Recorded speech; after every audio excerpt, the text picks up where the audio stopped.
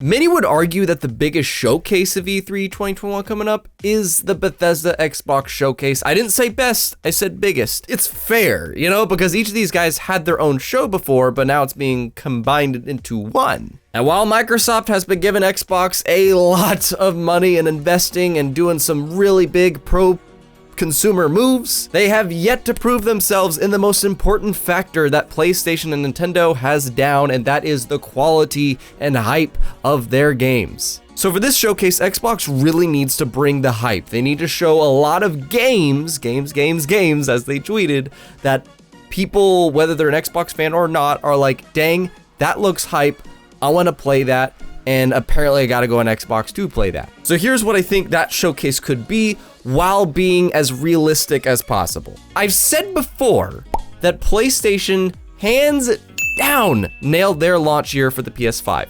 Hands down, PlayStation had the hype when it came to the games that players could expect to play on that system. The biggest thing Xbox needs right now is quality games that are getting that averagely 8 out of 10 rating on Metacritic. Like at the minimum, if not more. And that's why they got Bethesda. Bethesda makes some great games. And to be honest, this is probably going to be the last kind of par underwhelming showcase that Xbox is gonna do.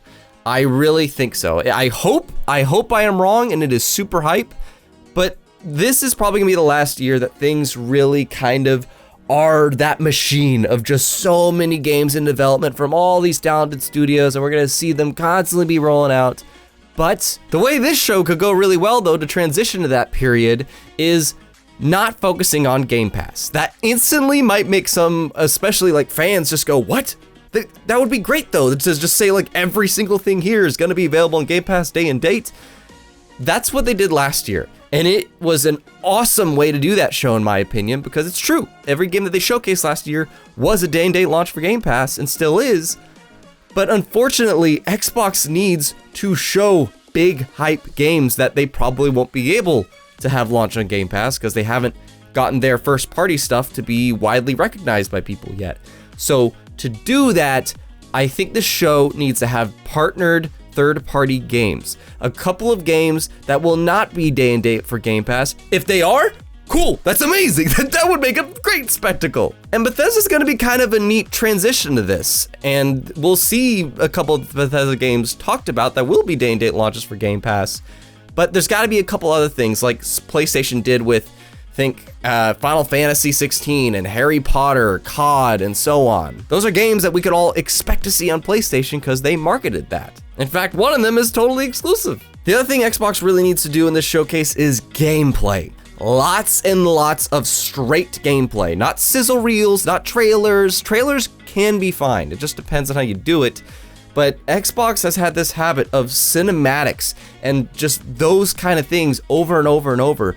You got the most powerful console in the world on paper, so why not show that? Show some raw gameplay. Don't worry about listing a larger quantity of games. Focus on showing some quality games. And the last thing I think would be really good for them to do before we get into the games is focus on these are all coming titles. These are all things that you could expect within the next year, maybe by the end of 2022. Set that deadline. Like everything in this showcase except maybe 2 or 3 reveals, just 2 or 3 are going to be, most of these are going to be day and date Game Pass launches, most of them, but you could expect all these to be launched on Xbox platforms by the end of 2022, if not most of them by the end of this year. Nintendo does that habit a lot, and back in the day, their showcases were great. I have a video I'm going to do about that, but yeah. So with those being said, let's talk about the so-called games that could be at this Xbox Bethesda's E3 showcase. First, start with a big reveal from Bethesda, a new announcement of a title that they are working on, and we just so happen to have Arcane's, one of their studios, they have 2 of them. One of them is working on Deathloop, yes. The other one is working on a project. And that project's announcement could very well be Dishonored 3. There's some things that folks are saying it's probably not Dishonored 3. But if it is, what if they just started the show with that? And they start the show with that saying, you know, it's in progress. Don't expect it soon, but it's just a hype way to like kick things off with a really cool note and to say, guess what? Xbox exclusive. That would be a hype reveal to start with, and also to give people that expectation that a lot of these games are going to be exclusive to Xbox. And to follow that up, we get the introduction to the show, and we get Todd Howard to introduce his coming game, Starfield.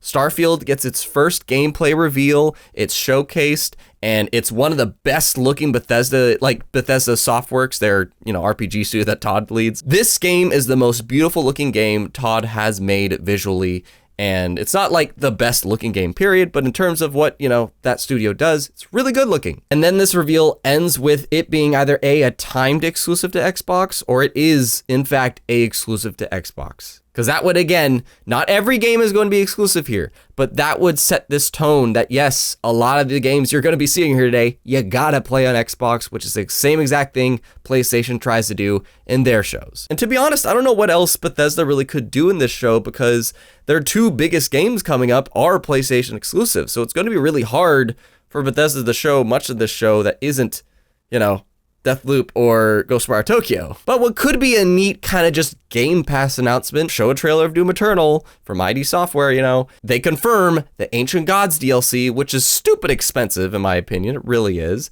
They confirm though, that if you are a Game Pass member, we are adding Ancient Gods DLC to Game Pass members, just like Hivebusters is for Gears 5. Hopefully there's something else Bethesda at this show, but I can't figure out what, and that's kind of exciting. But then we transition into what is Xbox's 15 studios that they have making in-house, you know, their main, not Bethesda ones, the Xbox ones.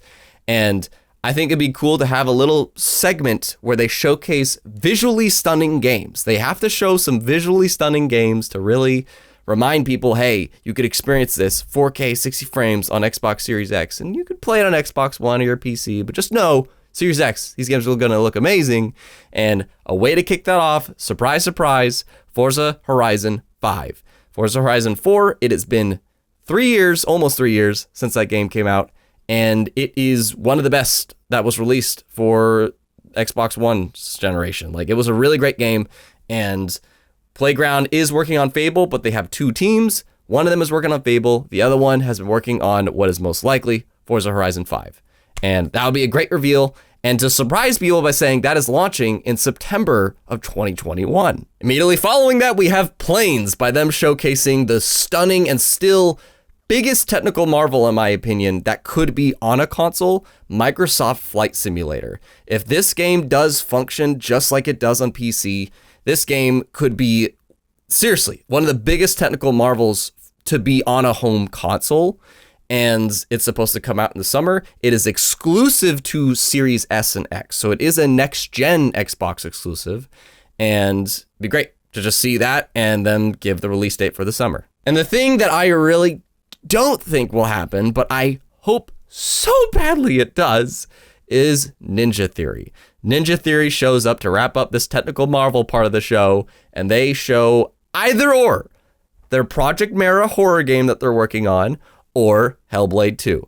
Now, Project Mara, super small team, still working on it. Hellblade 2 has twice the size of a team that Hellblade 1 was working on, and it's been, you know, some time since its reveal, but Unreal 5 engine just came out for developers to work with. They want to work with it, and I don't know. I hope so badly to see either of those games. Either of them, that would be a great part of this whole visual spectacle part of the show. Next up, we need another partnership to transition to this next part, being some kind of Japanese game. We get some new JRPG reveal, whether it's for the first time or another look at, or something from Sega. If there is, people were always talking about this, Microsoft is going to buy Sega next. I don't think it's going to happen, but it'd be still cool to see some kind of partnership with Sega in terms of marketing for one of their upcoming games. These things are most likely to be the Judgment game come from Sega, or maybe Tales of Arise, Scarlet Nexus in terms of the JRPG thing.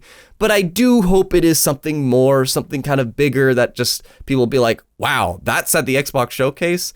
Do you remember when Kingdom Hearts 3 first premiered at the Xbox E3 2018 Showcase? That was the first place Kingdom Hearts showed up, between the three places it showed up. And It'd be really cool to have another moment like that. Actually, I think that's where Tales of Arise premiered too. But next we get back to Xbox's first party stuff, and there is Psychonauts 2. Obviously, Psychonauts 2 is going to be there. I don't see how it won't be. Has a great gameplay showcase, and it has its release date.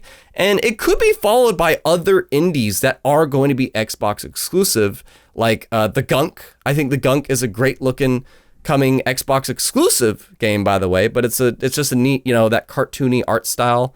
And Tunic is another one that could kind of go with that vein of Psychonauts 2's art style, where it's very Zelda-like dungeon crawler or dungeon puzzle solver, the classic Zelda games. And 12 minutes. I am so looking forward to 12 minutes, this time loop game that is also going to be exclusive to Xbox, and it's supposed to be coming out in 2021. In fact, all three of the games I've just said are supposed to be 2021 games. It'd be cool to see them kind of touch upon them just a little bit. Next, something from Xbox's publishing studio that is one of their 15, and they work out a new deal to work with the numerous IPs that they have with freaking Rare. Yes, Perfect Dark is coming back.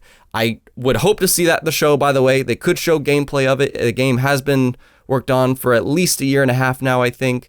But I think to generate kind of more hype, I think it would be great to see Xbox Publishing got the same developers for Killer Instinct 2013 to come back for a sequel to do Killer Instinct. And or do something with Banjo-Kazooie. Just do something with Banjo-Kazooie. They have hired somebody offhand, kind of like, Moon Studios did the Ori games. It wasn't a first-party studio, but it was a first-party IP that they got Moon Studios to do. Do something similar like that with Banjo-Kazooie.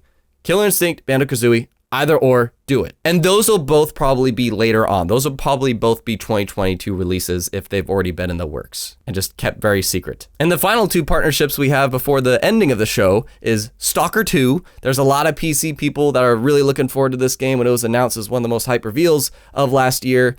And that will also be an exclusive, which is neat. But the biggest thing that I think a lot of people will get really happy to see in the show is apparently the winner of a lot of most anticipated game polls, Elden Ring. Elden Ring was shown for E3 at Xbox a couple years ago, and there's been nothing since, but here we finally have our first look at gameplay through an Xbox showcase. The game probably won't be exclusive, but nonetheless, they get to show the game for the first time, and that helps generate the hype for the Xbox brand. And as the show starts to come to a close, we get one more kind of closing talk between, Bethesda and Xbox and how we have a lot more planned for 2022, and we're looking forward to talking about that. But the thing to kick us off into this full-blown era of Bethesda and the 15 studios that are under Xbox already is Halo Infinite. Check it out. And so yes, we get Joseph Staten to hopefully introduce the game. If he doesn't, that's fine. But we get a new look at the campaign for Halo Infinite. It is solid. It is noticeably better, not vastly better, but noticeably better than the July demo from last year. And it's gonna hopefully impress some people, have a great sizzle at the end of it for the campaign. And it ends with the release date that sends people through the roof. September, November, don't matter, but just it's gonna have its release date at the end of this trailer. And afterwards, they remind folks that Halo Infinite is gonna have a free-to-play multiplayer. It's essentially another game. Check it out. They have a sizzle reel for Halo Infinite's multiplayer, and it is really cool looking and ends with them saying fighting begins next month, or if they want to be absolutely ballsy, they say like today or next week or something. But I personally like the idea that they end with Halo Infinite instead of starting with it, because that's going to be the thing that ends this year. It's going to be the thing that ends this year. It's the main event for Xbox this year, and truly, I believe it is the kickoff. It was meant to be, but now this is the official kickoff for the Xbox brand, just kicking out lots of great AAA IPs every quarter. Now you might have noticed I left a lot of titles out of this, like Everwild, Fable, Forza Motorsport, Perfect Dark. That's only like half of them. There's so many Xbox IPs that people might forget have been announced, but they're all in the works. Could they be shown at the show? Sure, but I just think it'll serve them if they need to go in this direction of gameplay though. Just gameplay, no more cinematics and stuff like that. Just show some kick-ass gameplay, and for them to do that, it's most likely games that are going to be released within the next year. And that is why this showcase will probably be the last kind of par Xbox showcase, because then next year, full-blown tons of IPs coming. But if they go with this showcase, it's kind of an all-around thing. You got your shooters, you got your indies, you got your RPGs, you got Lots of stuff here. I'll be screaming like a little girl for the Halo part. The question is, would indies hurt this showcase? Do you think it'd be nice to sprinkle in some cinematic reveals that could just be for hype? And do you think they should just focus on like Game Pass exclusives? Leave me your thoughts in the comments, and if you've been to this channel before, make sure you subscribe, because I like to build a game up with you every week, and I'm looking forward to watching E3 with you. Thank you so much for watching. And don't forget, be geek, be proud, be awesome.